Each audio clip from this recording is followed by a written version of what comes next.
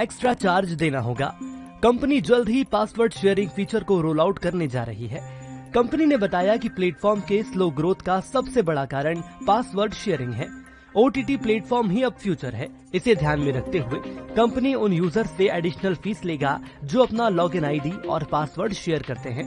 इससे पहले नेटफ्लिक्स ने कनाडा, न्यूजीलैंड, पुर्तगाल और स्पेन में पासवर्ड शेयरिंग फीचर को रोल आउट कर दिया है। अब भारत में भी घर के बाहर लोगों के साथ पासवर्ड शेयर करने पर स्टैंडर्ड और प्रीमियम सब्सक्रिप्शन जरूरी होगा। इस फीचर के मार्च के अंत तक शुरू होने की संभावना है। देख रहा है एक अकेला कितनों को भारी पड़ रहा है। जितना कीचड़ उछालोगे कमल उतना ही ज्यादा खिलेगा।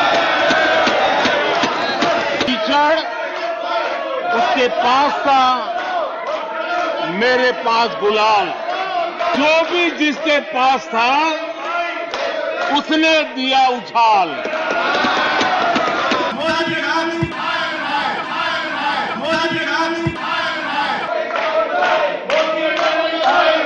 चलती थी। ये भी दुर्भाग्यपूर्ण है, इतने महत्वपूर्ण सदन में कुछ लोगों का व्यवहार, कुछ लोगों की वाणी न सिर्फ सदन को लेकिन देश को निराश करने वाली रही। पहले की सरकारों में कुछ घंटे बिजली आती थी, कहने को तो लगता था बिजली आ गई, गांव के बीच में खंभा डाल दिया।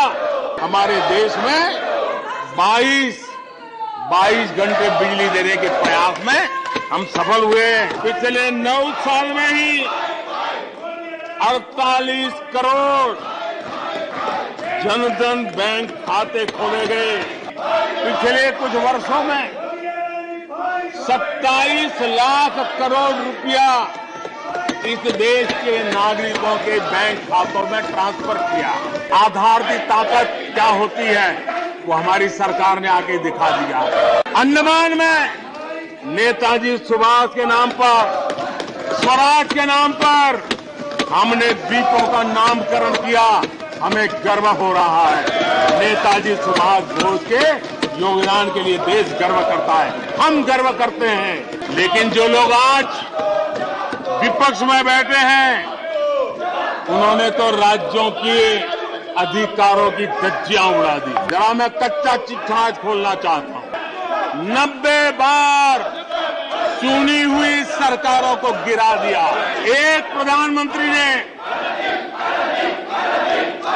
आर्टिकल 356 का 50 बार उपयोग किया, आधी सेंचुरी कर दी। वो नाम है श्रीमती इंदिरा गांधी का। यहां पर पीछे बैठे हैं इस सदन के वरिष्ठ सदस्य और जिनको मैं हमेशा एक आदरणीय नेता मानता हूं, श्रीमान शरद पवार जी। महाराष्ट्र की सेवा करने के लिए निकला था, उनकी सरकार को भी गिरा दिया गया और आज वो वहां है। कल खड़गे जी शिकायत कर रहे थे कि मोदी जी बार बार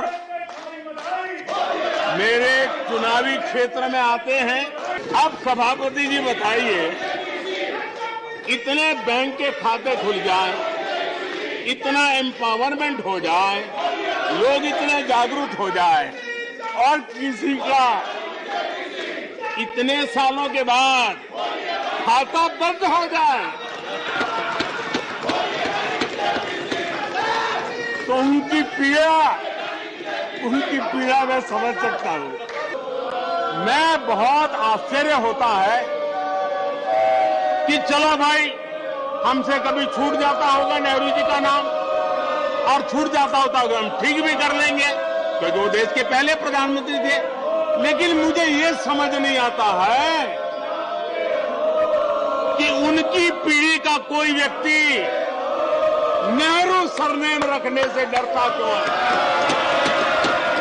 सभापति जी, एक कन्विक्शन के कारण चला हूं, देश के लिए जीता हूं, देश के लिए कुछ करने के लिए निकला हुआ हूं और इसलिए ये राजनीतिक खेल खेलने वाले लोग, उनके अंदर वो हौसला नहीं है, वो ढूंढ रहे हैं, बचने का रास्ता खोज रहे हैं।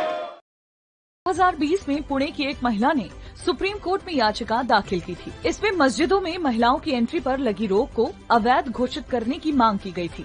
इस मामले पर all India Muslim personal law board ने सुप्रीम कोर्ट में जवाब दिया। बोर्ड ने कहा कि महिलाएं मस्जिद में नमाज पढ़ सकती हैं, बशर्ते वे पुरुष नमाजियों के बीच या उनके साथ न बैठें। National security advisor Ajit Doval ने मॉस्को में रूसी राष्ट्रपति व्लादिमीर पुतिन से मुलाकात की। दोनों ने भारत और रूस के बीच स्ट्रैटेजिक पार्टनरशिप पर चर्चा की। मॉस्को में इंडियन एम्बेसी ने जानकारी दी कि डोभाल ने लश्कर-ए-तैयबा, जैश-ए-मोहम्मद और दाइश जैसे आतंकी संगठनों से निपटने के लिए इंटेलिजेंस और सिक्योरिटी अलायंस पर जोर दिया। डोभाल अफगानिस्तान पर सुरक्षा परिषदों के सचिवों की 5वीं बैठक में शामिल होने के लिए मॉस्को पहुंचे हैं। अमेरिकी इंटेलिजेंस एजेंसी का दावा है कि चीन स्पाई बलून के जरिए अलग अलग देशों की मिलिट्री साइट्स पर नजर रख रहा है। बीते दिन अमेरिका में मार गिराया गया चीनी बैलून भी उसके जासूसी कार्यक्रम का हिस्सा था।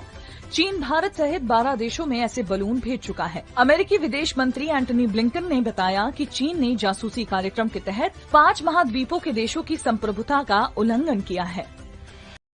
पीएम मोदी लखनऊ में ग्लोबल इन्वेस्टर समिट 2023 का शुभारंभ करेंगे। साउथ अफ्रीका श्रीलंका के बीच वुमेन्स T20 वर्ल्ड कप का पहला मुकाबला होगा। कल से करेंगे, यही शब्द कामयाब नहीं होने देते। आंध्र प्रदेश के काकीनाडा में गुरुवार को एक तेल फैक्ट्री में काम करने वाले 7 कर्मचारियों की मौत हो गई।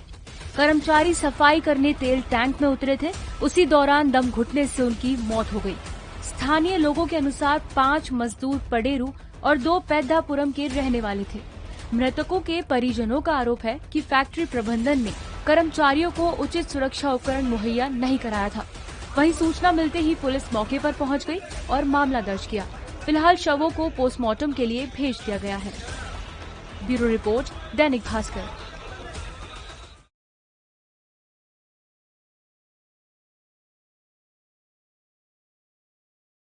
लखनऊ का रियाज जिसके दोनों हाथ और एक पैर नहीं है, जो पैर से लिखता है, ये जन्मजात नहीं है बल्कि उसके साथ एक हादसा हुआ था। सुनिए उस हादसे के बारे में खुद रियाज से। ये है डालीगंज पुल पर, वहाँ पे एक बच्ची है वॉशरमैन की, वो रेलवे क्रॉसिंग क्रॉस कर रही थी। मैं दौड़ के गया, उसको लड़की को जैसे मैंने अपनी गोद में लिया, गोद में लेने बाद मैं थोड़ा सा और आगे जैसे बढ़ा, वैसे ही मेरा कैंची में पैर राइट वाला फंस गया।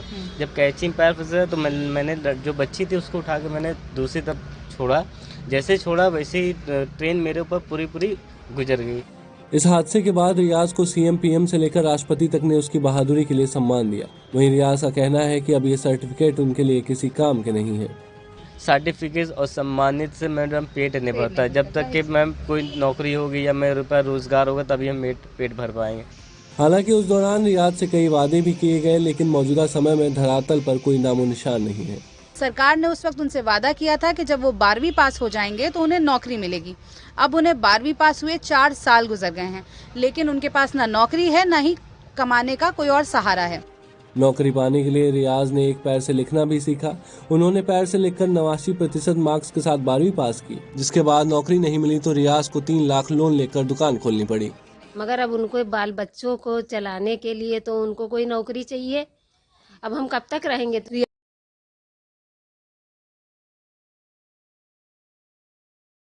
सर्वाइकल कैंसर से लड़ने वाली सीरम इंस्टीट्यूट की सर्विवैक वैक्सीन इसी महीने से मार्केट में मिलने लगेगी। वैक्सीन में 2 डोज होंगे, जिनकी कीमत 2000 रुपए होगी। सीरम इंस्टीट्यूट के सीईओ आदर पूनावाला का कहना है कि शुरुआत में वैक्सीन की क्वांटिटी कम होगी, लेकिन अगले साल से प्रोडक्शन को बूस्ट किया जाएगा।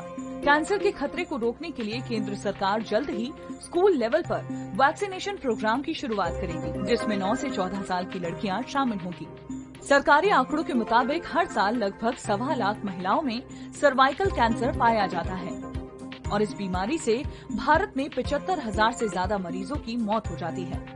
सर्विवैक वैक्सीन सर्वाइकल कैंसर के खिलाफ पहली स्वदेशी ह्यूमन पेपिलोमा वायरस वैक्सीन है। Bureau report, Dainik Bhaskar.